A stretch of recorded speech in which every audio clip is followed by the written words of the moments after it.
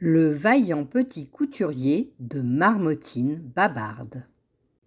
Il y avait à la ville une vieille boutique que chacun connaissait pour son âme artistique. Devant, dans les vitrines, de ravissants modèles exposaient des tenues somptueuses en dentelle. Quand on passait la porte, un millier de tissus semblaient confectionnés d'une matière inconnue.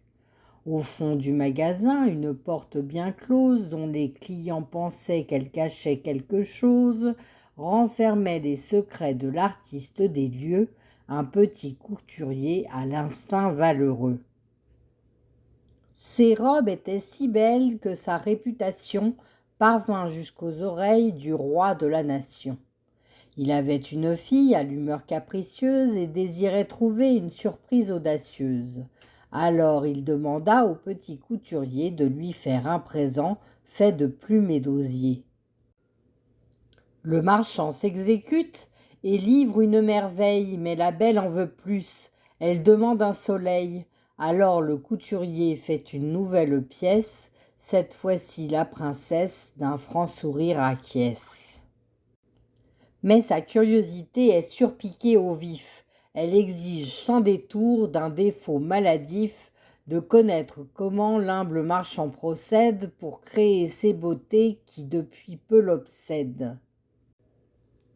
Alors il lui demande, contre son grand secret, de devenir sa femme sans qu'elle n'ait de regret.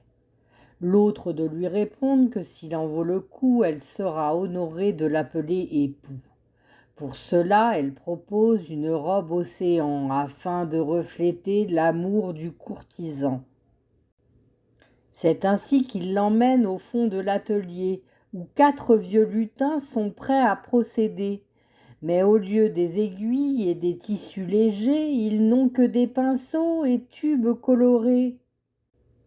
Ils se mettent à la tâche, dessinant dans les airs coraux, crabes et oursins, belles étoiles de mer. La peinture peu à peu se transforme en tissu jusqu'à ce que la femme soit entièrement cousue. Elle est tellement surprise qu'elle en tombe amoureuse et devient depuis lors une belle mielleuse qui chaque jour se pare d'un nouveau vêtement et pour le remercier l'embrasse tendrement. Voilà comment devint un heureux prince charmant un peintre couturier à l'art ensorcelant. Souvent bonne fortune sourit aux artisans qui mettent tout leur cœur dans leur engendrement. C'était Marmotine Babarde en direct du terrier.